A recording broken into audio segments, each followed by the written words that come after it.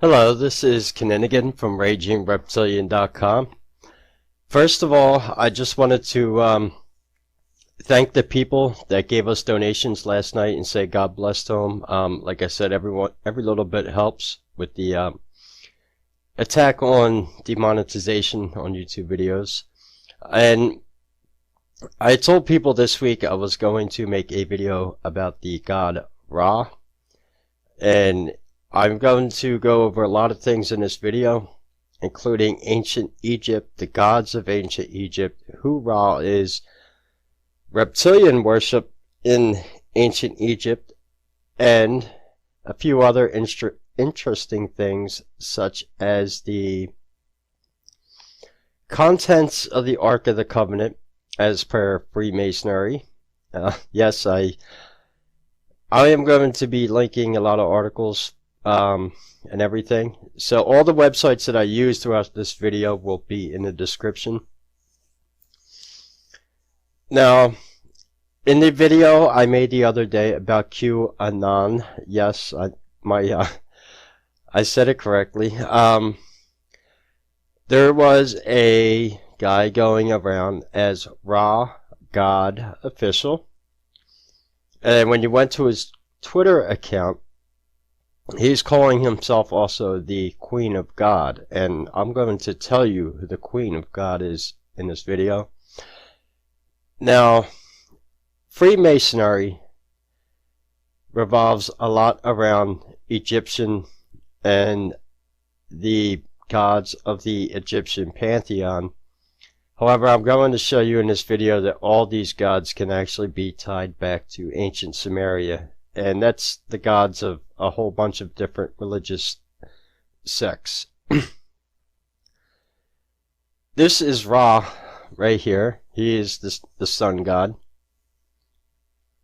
And you'll notice that he has a bird-like head. It's a very reptilian avian reference right there. This is his representation of the sun here, being the sun god.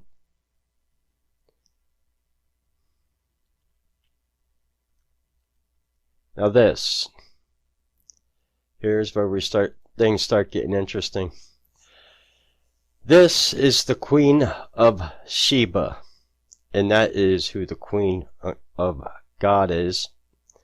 She's often associated around Ra. Now, there's something very interesting about the Queen of Sheba, which I'm going to teach people, and that who actually is the Queen. Now, the reason why she's lying with lions here, I'll tell you. Lions are represented by the sun in the zodiac. They're also the alchemical bloodline of Christ, where you get the Lion of Judah. Now, here is the Queen of Sheba. This is Nefertiti, I'm sorry. I'm going to be going over a list of all the different Egyptian gods, but there's something I want you to notice about her. The thing that's on her head there. She has a very elongated skull, actually, and things start to get interesting.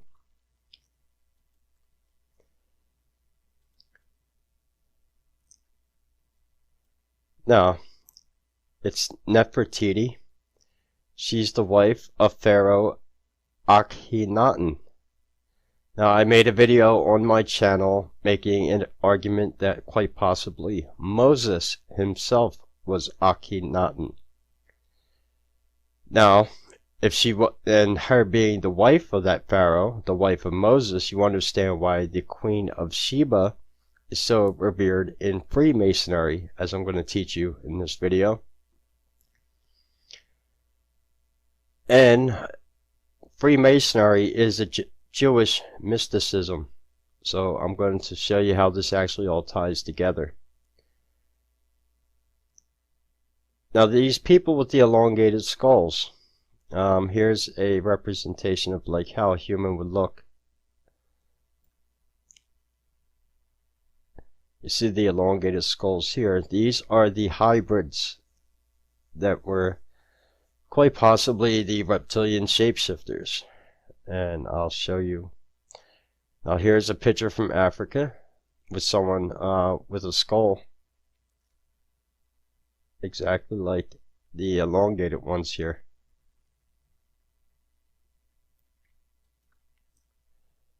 This is an actual skull that was found, and this is the Egyptian elongated skulls here.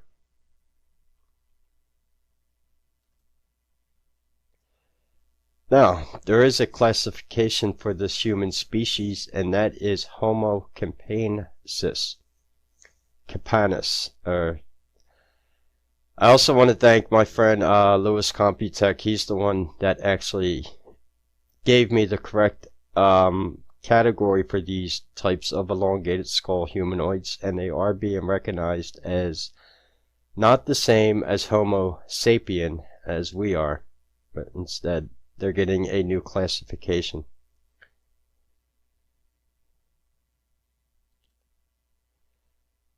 Now, with what I said about Moses and being quite possibly the Pharaoh and the Queen of Sheba, we get into another mystery, and that is, what are the contents of the Ark of the Covenant? Well, that is Aaron's rod, the rose disc, and the 72-syllable lost word of God. I'm going to explain the significance of all those, but one of the interesting things is that the number 72 actually plays a big number in 3 of the religions, and that is Christianity, Judaism, and Islam, which are the 3 people of the book, as they say, the Abrahamic religions, because they actually have books written to them, the Quran, you have the Talmud and the Torah for Judaism, and we have the Bible, and Jews also have the Old Testament as well. Now, the significance of the rose and the rose disc is, the rose is part of what is called tantric alchemy, which is taught, and I'll show you the article later on at the end of this video. We'll go over that part of Freemasonry. And what it is, it's the union of ice and fire to create life. And the reason the rose is the symbol, you may have heard of the rose line in the Da Vinci Code. Well, I'm going to tell you the significance that actually has in Freemasonry. You have the rose, you have the green stem pulls up the water from the earth, and it grows the fiery red leaves of the rose petals, all while being protected by the martial thorns of Lucifer on the rose. That is the significance of the rose in Freemasonry. Then you have Aaron's rod. I'm going to part of that is, I believe the rod that they talk about is something to do with more or less along the magical wand, I would say, or staff or scepter. Then, of course, you have the 72-syllable lost word of God. And how the 72 plays a significance in all the religions is, in Islam, you have the 72 names of Allah. In Judaism, there were 72 Pharisees who condemned Jesus Christ to be crucified. Those Pharisees were the authors of the Talmud and the Torah. In the Lesser Key of Solomon, written by Aleister Crowley, you have the Temple of Solomon in Freemasonry, and there are 72 demons in the Lesser Key of Solomon. Now, for example, the Cathedral of Notre Dame, a Christian building, has 72 gargoyles adorning the outside of it. And the number 72 plays a reoccurring theme throughout a lot of religious and a lot of demonology throughout a bunch of different religions throughout the world. And you just so happen to have the 72 syllable lost word of God that will allow you to impose your nature, your will against Mother Nature herself by saying it. So that is one of the contents of the Ark of the Covenant, and we'll talk more about the Ark later on. Now you'll notice on the Ark too, I wanted to show this picture because we get again the avian symbol of the reptilian like symbol of the angels here. It's also related to the planet Saturn, which is why we have the Star of David in Judaism as well. And this, the last part of the video, well, not throughout the video, I'm going to be teaching you about, obviously, the reptilians. Now, I found this picture on a blog, actually. I've been teaching people for the past 7 years that they look more like the Skeksis from the Dark Crystal. People are actually starting to catch on to the idea. I didn't make this picture here, but as you see, this is more of a representation of what I believe the Alpha Draconians to actually look like. More avian looking. Which is why we seen with Ra, when I showed you, he had the bird-like face. So that will be something, and there is another Egyptian god that is Sobek, and we're going to talk about him as well because he is there's some interesting things. I'm going to also teach you the root of the word Messiah, which is from the Egyptian ceremonial word Mashi, which means to be anointed in crocodile fat from the Nile River to absorb reptilian energy. That is the root of the word Messiah. So I'll show you that, and that directly ties into the reptilians in ancient Egypt as well. And so there's going to be quite a few things I'm going to be covering throughout this video.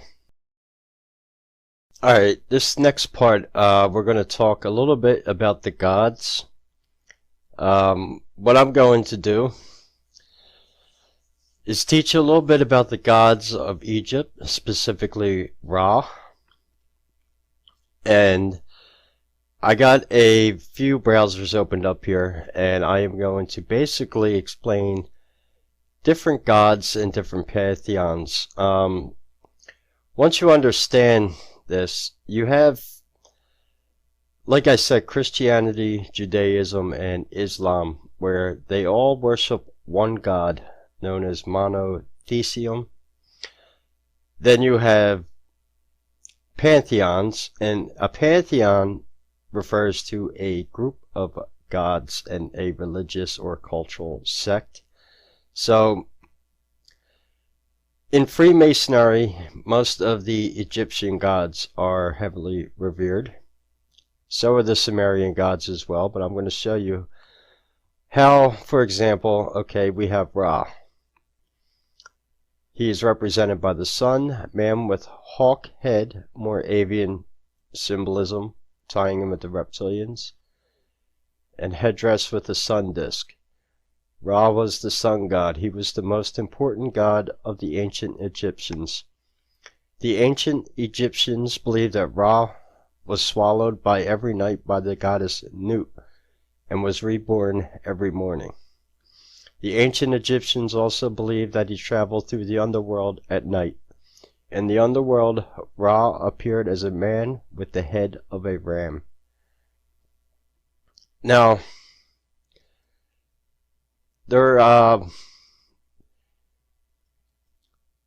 this is another important god in the Egyptian pantheon. This is Ptah. Man wrapped in tight white cloak carrying a staff. And what I want to show you, Ptah was the god of craftsmen. Now, craft is an important word in Freemasonry, again. In one creation myth, Ptah was a creator god. He spoke the words, and the world came into being.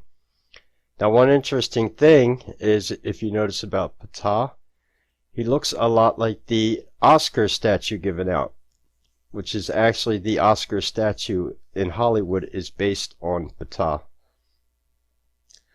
And of course, he is the god of craftsmen, which is where you get acting and Hollywood and all that.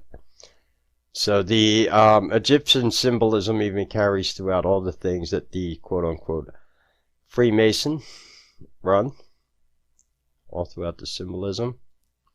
Now, Ptah's wife is Sekhmet. She is the Egyptian cat goddess, the powerful one, woman with the head of a lioness. Sekhmet was the goddess of war, and that was the wife of Ptah.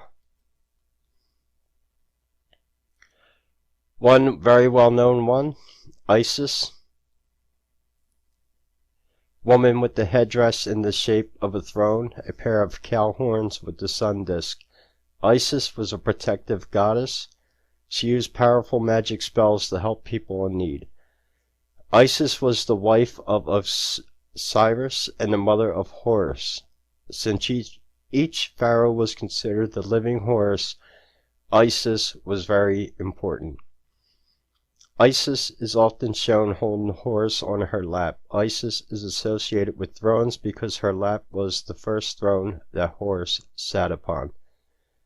This amulet is called the Isis knot and is a symbol of protection. A temple was built to honor Isis at Philae. It is still standing today. And you'll notice in the Middle East, we have ISIS, the Islamic terror threat over there, and it's no coincidence. The Egyptian symbolism goes all throughout everything they rule. Now, there are a few other interesting gods tied in with Freemasonry, but they're not on this list here. The ancient Egyptians worshipped many more gods and goddesses. Now that god is Min. And Min is the Egyptian god of phallic worship. Now this is interesting because in Freemasonry, it's my belief, we have a god called Nimrod. And the beginning three letters of Nimrod are Min spelled backwards. I don't think that's a coincidence because we all know that Freemasonry revolves around phallic worship. Now, this is Min, Menu, and Amsu, or other names he was known by, was an ancient Egyptian god whose worship dates back to pre-dynastic times. His early images are the oldest examples of large-scale statuary found in Egypt so far. He was worshipped by King Scorpion of the early dynastic period, and his symbols appear on the El Amra palette, also known as the Min palette. His cult may have developed from the worship of his fetish, which was thought to be a barbed arrow, a thunderbolt, or a fossilized belemnite, an ancient relative of cuttlefish. Now, that's just, like I said, all these links will be in the description. I'm not going to read the whole thing about Min, but as you can see, he is the ancient god of phallic worship.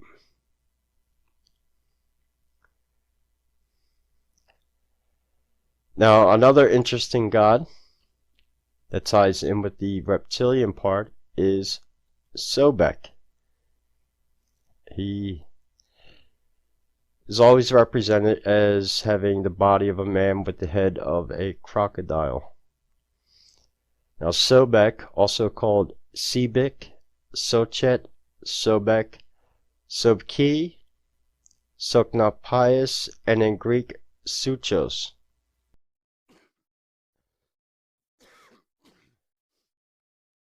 Sobek was the deification of crocodiles, which were feared in a nation so dependent on the Nile River. Egyptians who worked or traveled on the Nile hoped that if they prayed to Sobek, he would protect them from being attacked by crocodiles.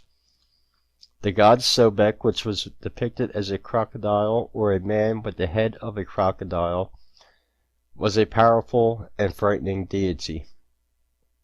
In some Egyptian creation myths, it was Sobek who first came out of the waters of chaos to create the world. Now, in the Sumerian pantheon, it is Dogon, the half-fish god, who also comes out of the waters to create the world. And in African mythology, we have the Nomo, which are the fish gods, who also come out of the ocean to create civilization. So, the mythology about a creator god coming out of the ocean to create life is in a few of the ancient mythologies around the world. As a creator god, he was occasionally linked with the sun god Ra. Now that was another thing I want to read about him and show you, is he is connected to the sun god Ra, another reptilian connection there. Most of Sobek's temples were located in parts of Egypt where crocodiles were common. Sobek's cult originally flourished around Al-Fayoum, where some temples still remain. The area was so associated with Sobek that one town, Arasno, was known to the Greeks as Crocodiliopolis, or Crocodile Town. Now that cult is known as the Crocodile Cult of Cocoranus, I believe, and there is a temple dedicated to Sobek as well. Another major cult center was Ambo, close to the sandbanks of the Nile, where crocodiles like to bask. Some temples of Sobek kept pools where sacred crocodiles were kept. These crocodiles were fed the best cuts of meat and became quite tame. When they died, they were mummified and buried in special animal cemeteries. In other areas of Egypt, however, crocodiles were dealt with by simply hunting and killing them. Gradually, Sobek also came to symbolize the produce of the Nile and the fertility that is brought to the land. Its status becomes more ambiguous. Sometimes the ferocity of a crocodile was seen in a positive light. Sobek in these circumstances was considered an army's patron, a representation of strength and power. Now, I'm not going to read the rest of it, but it just gives you a little bit of the background there about Sobek, the reptilian crocodile god. And like I said, Min, the Egyptian god of phallic worship. Now, all these gods here, I'm going to show you where things start to get a little interesting. Now, as I said, the Freemason basically revere a lot of the Egyptian gods in their symbolism. Now we have the Greek gods. Now, what's interesting about the Greek gods is, I believe in the New World Order, for their pantheon for a one world religion, they are going to go back to the Greek gods as the gods of their pantheon, or attempt to. Now these Greek gods are the same as the Egyptian gods and the Sumerians, and I'm going to show you that in a second and explain what I mean. Take for example, we have Zeus here. The symbol is the eagle. Sorry about that. Another avian symbol. Now, he is also in the Roman gods known as Jupiter, and he is symbolized with the lightning bolt. Now, in the Sumerian pantheon,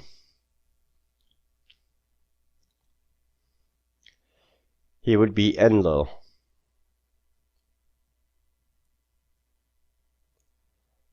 Who is the highest god in the Sumerian pantheon. This is the name of the Hindu gods and goddesses. That would be Brahma in their pantheon.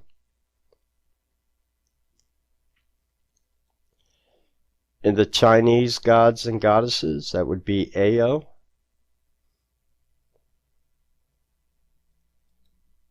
And for example, in the Viking gods and goddesses, that would be Odin.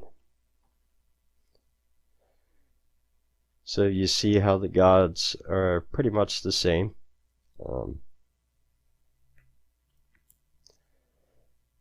Now, Isis, the one I showed you. The Greek goddesses and goddesses, that would be Artemis,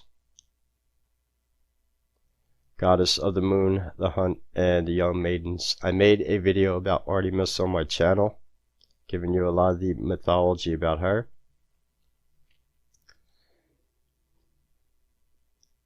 In ancient Sumeria, that would be Ishtar or Anana.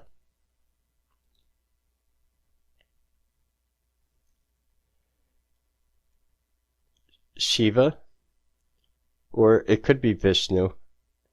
Vishnu or Shiva. But you get the idea.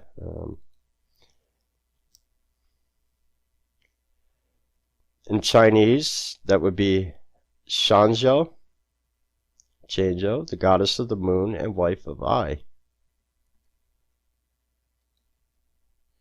And in the Viking pantheon, that would be Freya, the Viking god of love, beauty, and fertility. So you kind of understand. I keep pulling up that.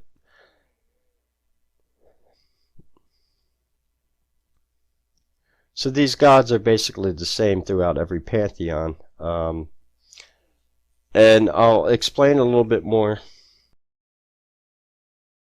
Alright, the next thing I'm going to talk about is how, take for example, we have Ra.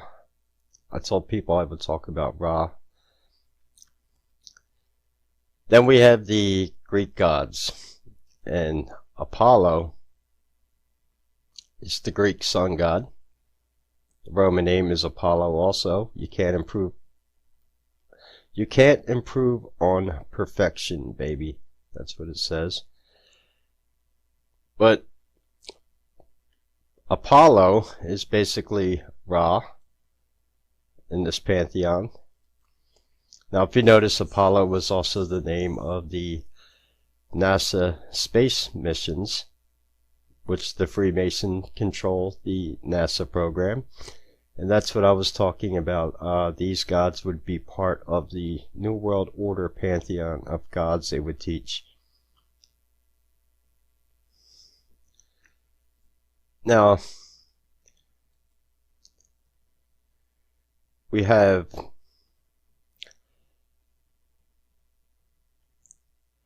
it's pretty tough to say. I would say that the God Enki is a good candidate for being Ra or Apollo. He's also the god of wisdom, magic, and incantations who resides in the ocean under the earth. Going back to he's the Sumerian god of healing. And of course the sun is the bringer of life, and it's what keeps us alive on earth is the sun.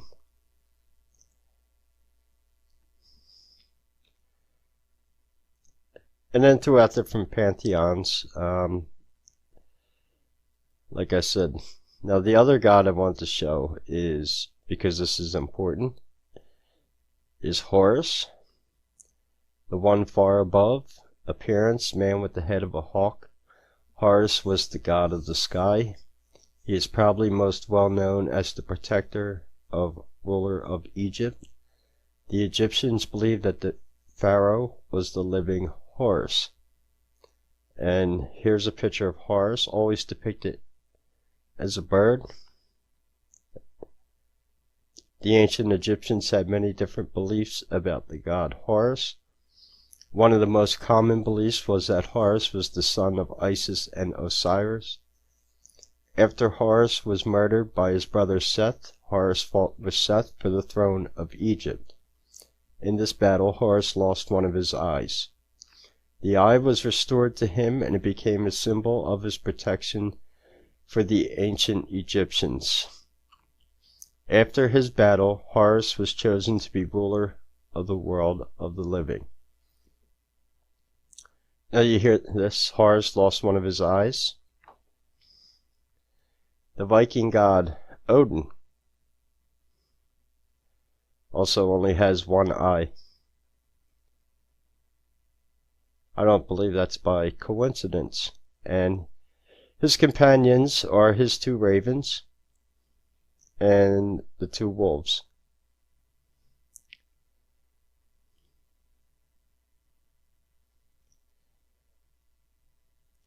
Then we have Thor, represented by the lightning, who would be going back to Zeus. So then you start to get the idea of how the gods are all rooted back to ancient Sumeria, but they mainly use the Egyptian within the circles of Freemasonry. Now, another interesting thing, Molech. This is the owl god. He's always depicted as an owl. This is the statue of Molech out at the infamous Bohemian Grove, depicted as an owl. And Molech from the Old Testament is the Israelite god of child sacrifice, the Canaanite god, to be specific. And he's also depicted as a bird. Going back to Horus. And the Bohemian Grove, as we all know, is a gathering place of the secret societies out in California. So now you get a basic understanding of how the different gods all fit together throughout the different pantheons. Now what I'm going to do next is read an article on the website that's going to tie in a little bit of the reptilian symbolism. Alright, now this is a website here, Biblioapocalypse, and this is an excerpt from a book called Blue Blood, True Blood by Stuart Swerdlow. Now, it's going to go over a few things about ancient Egypt, the Jews, the Israelites, the Egyptians, the reptilian connection, and it's pretty interesting. Now, what I'm going to do, in case anyone wants to read along, I'm actually going to load the text up in my browser here. The Ancient Hebrews. Most modern Jews have absolutely no genetic link to the Middle East. They are in fact many different physical types of Jews, covering many racial characteristics. This supports the fact that they are not a homogeneous group, but a religious group that spans many cultures. The story of Abraham going out from the city of Ur and coming to Canaan is really telling of the story of the reptilian hybrids leaving Sumerian territory and colonizing other parts of Central Asia and the Middle East. The vast majority of European American Jews can trace their genetic lineage to the Khazars, mentioned in the last chapter, who all converted to Judaism in the 800s to circumvent the Catholic rule of the Holy Roman Empire. In the year 2000, the University of Pavia in Italy did a genetic study of European men. They found that 80% of them had a direct lineage to Central Asia and the other 20% to the Middle East. This supports the statement that the Sumerians entered into Central Asia and then migrated to Europe and the Middle East. This also nullifies the theory of Africa as the birthplace of mankind. There is absolutely no genetic connection from Asia or Europe to Africa. The ancient Hebrews have nothing to do with modern Jews. As mentioned in the previous chapter, the Hebrews were the Syrian created in Egypt by combining Syrian and Lyrian genetics. Now in the book, he talks about the Syrian and Lyrian wars. There is also information posted at this site, and other chapters of the book. I'm only going to read this chapter, so if you want to buy his book or actually read or research it at this site here, like I said, all the links will be in the description. These people were tall and powerful and spoke the Syrian language, which is the equivalent to ancient Hebrew language. Scholars agree that the Hebrew language suddenly appeared on the scene. The ancient peoples of Palestine spoke Aramaic, which was the parent language of Arabic, Farsi, and several other Middle Eastern dialects. Originally, Hebrew was a language used exclusively by the priesthood and the Egyptian secret society. Eventually, ancient Hebrew began to mix with Aramaic, among other languages.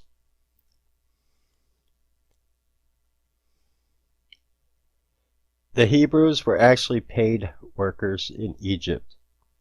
They went to Canaan to assimilate the native cultures for the Egyptian Empire. They mixed with the local tribes of Sumerian hybrid descendants, practicing blood ritual and human sacrifice. All of this was incorporated into a conglomerate religion based on ancient Egyptian, Atlantean, Syrian beliefs. This is how Judaism was born. The story of the exodus of the Jews from Egypt is a poor retelling of the destruction of the island of Santorini in the eastern Mediterranean Sea by volcanic explosion. The lava dispersed into the sea, causing it to turn blood red. The volcanic ash and rock that spewed forth created the legend of the plagues on Egypt. Many citizens fled the area. The Red Sea parted when the ground under the water rose up, exposing land that could not then be crossed. Several hours later, it sank back down, drowning whoever was still trying to cross. The actual translation of how the Ten Commandments, or the Bible codes, were transmitted to the people of the Exodus states that the people spontaneously started speaking the instructions. This is a demonstration of mind-to-mind communication. In this case, programming was electromagnetically activated, revealing DNA instructions that were to be written down. These instructions were designed to keep the experiment project in line. The Middle East became a focal point for the Syrians and their reptilian allies. Together they generated a new version of religion and culture for ease of global control and domination. What better way to do that than by programming a race of nomadic people that would carry the religion and culture everywhere on the earth? Whenever the conditions within the experiment became unmanageable, the particular overseer group made corrections. For example, most people are familiar with the story of the cities of Sodom and Gomorrah, where a group of humans in mankind experiment went awry. Their sexual habits were not conducive to propagation since they were predominantly homosexual. A virus was introduced into the population to destroy it. However, it started to spread outside the immediate region. This disturbed the controllers, so they sent 2 agents to investigate and to determine if anyone was salvageable. The local inhabitants called them the Angels because of their blonde hair, blue eyes, and perfect bodies. Lot and his wife took the agents into their home to protect them, since all the men in town wanted to have sex with them. Soon after, Sodom and Gomorrah were destroyed. To this day, radiation can be detected at the site.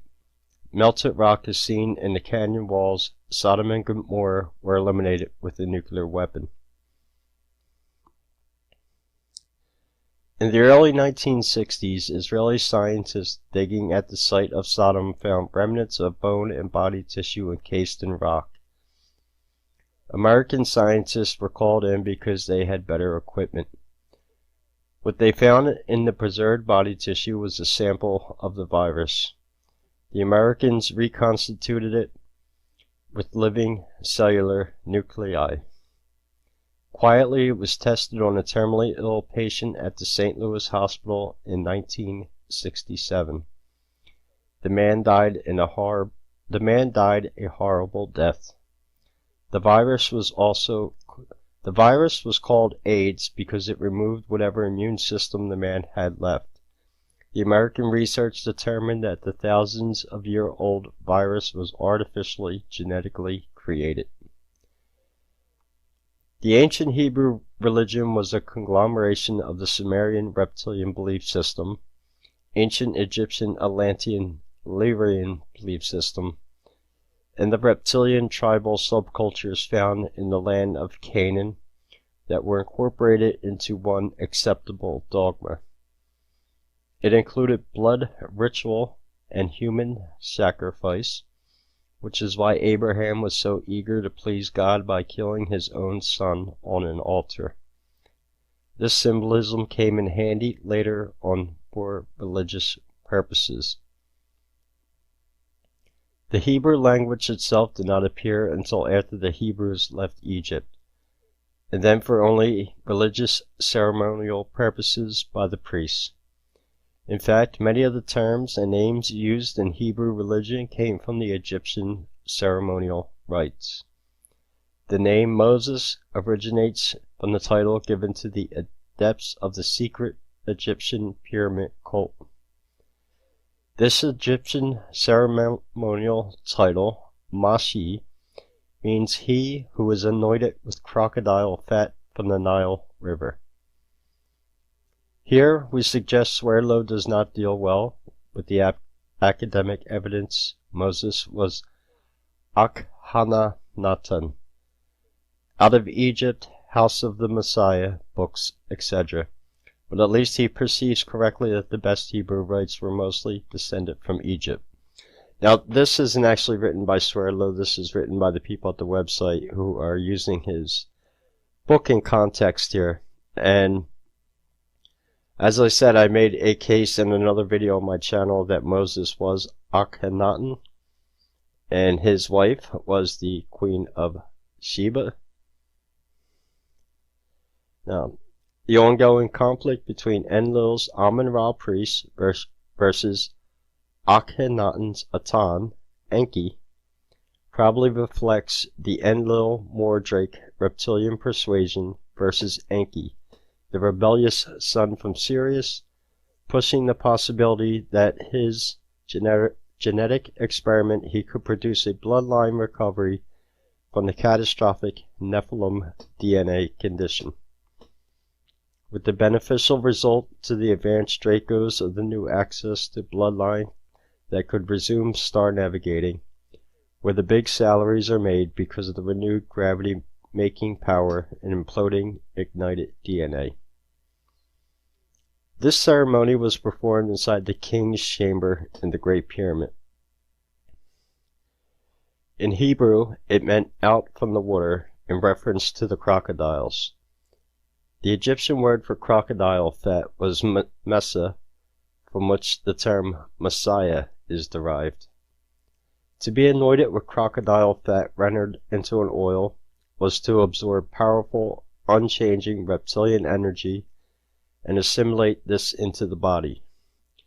Mashi, or Moses, was a ritual title, not a person's name, and was a reference to the crocodile fat used in temple and pyramid ceremonies. A leader such as Moses was a logical choice to spearhead a migration of people to safety from a place of turmoil, such as when the destruction of the island of Santorini, also known as Thera, blew up and created havoc on Egyptian territory, causing many to flee. It would also make sense for the Syrian controllers of Egypt to send out their genetic creations, the Hebrews, to a place of safety in the Sinai desert like a safekeeping until needed.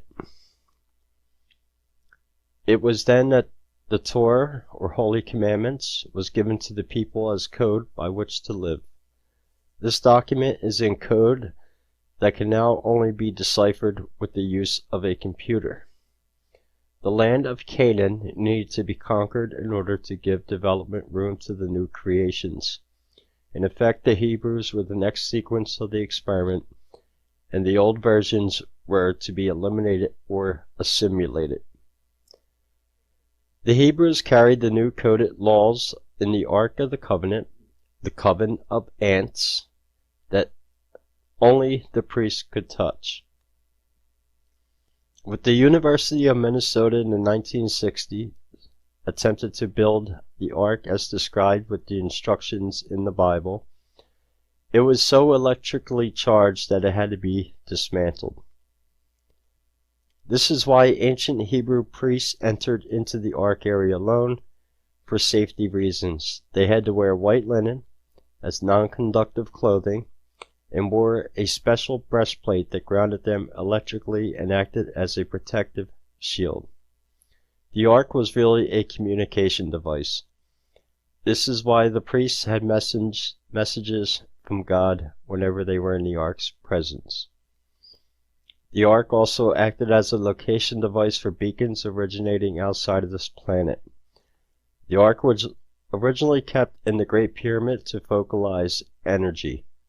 It was sent with the Hebrews for safekeeping. It has since traveled from Egypt to Canaan, Israel to Ethiopia, back to Israel, and is now located under the pyramid again. However, there are actually two arks. The second one is in Jerusalem. And the next part of this video, I am going to talk about the Ark of the Covenant and some of the other things with Freemasonry that I was talking to you about. Okay, and this last part of the video, sometimes the best sources are right out there in the public. As you see, this website, www.rosicrucian.com. Yes, this is the Rosicrucian Fellowship, another secret society. This is an article published on their website. This is what I mean. If you actually read, you can find out all the secrets of Freemasonry here. This was written by Max Heindel. He lived from 1865 to 1919. An exposition of the cosmic facts underlying the two great institutions as determined by occult investigation. This is an occult investigation he did into Freemasonry, and the table of contents, Lucifer the Rebel Angel, the Masonic Legend, the Queen of Sheba, who I also said is Nefertiti, Casting the Molten Sea, the Mystery of Melchizedek, Spiritual Alchemy, the Philosopher's Stone, what is it and how is it made, the Path of Initiation, and Armageddon, the Great War, and the Coming Age. And it's quite a long read. I'm not going to read this whole thing. This is I have read this before. Like I said, it's very well written, and it will give you all the answers if you're curious about what Freemasonry is about. Everything from Hiram Abiff to the Queen of Sheba. There's one thing I want to show you in particular about the Queen of Sheba. Spiritual alchemy. Yes, in this article as well, you will hear, as per the Freemason, their belief of what is in the Ark of the Covenant, as I had said, which is Aaron's rod, the rose disc, and the 72 syllable lost word of God. And to understand what all the symbolism means, you'd have to read the entire article. It just goes over all the facts. I mean, this was written by a guy who was highly intelligent, obviously. Even though I don't agree with the Rosicrucians, because in the end they still are a secret society. Just one of the many, but this will actually give you an insight. But one of the interesting things is, I'm going to blow the text up here about the Queen of Sheba just to show you one thing about this. Because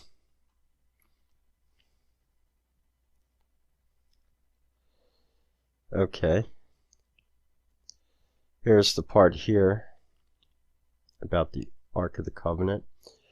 To attain this, a covenant was made with humanity when it was expelled from the garden of God to wander in the wilderness of the world.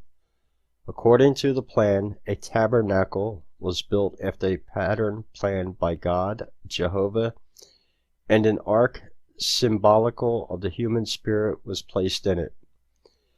Its staves were never taken out of their place to show that man is a pilgrim on the earth and may never rest until he reaches the goal. There was within it a golden pot with manna, fallen from heaven, together with a statement of the divine laws which man must learn in his pilgrimage through the wilderness of matter. This symbolic ark contained also a magical wand, an emblem of the spiritual powers called Aaron's rod, which are now latent in everyone on his way to the heaven of rest, the mystic temple of Solomon.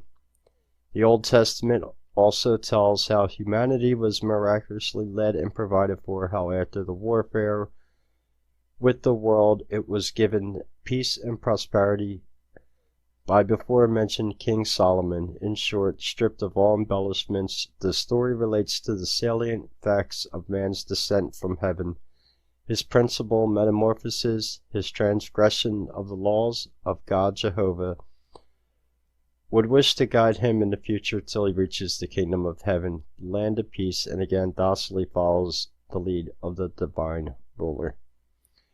And I just want to read that paragraph, and as you read, it'll tell you the other things that are inside the Ark of the Covenant, including the rose disc. And Aaron's rod, like I said, is a magician's or a wizard's wand. Another interesting thing about the Queen of Sheba,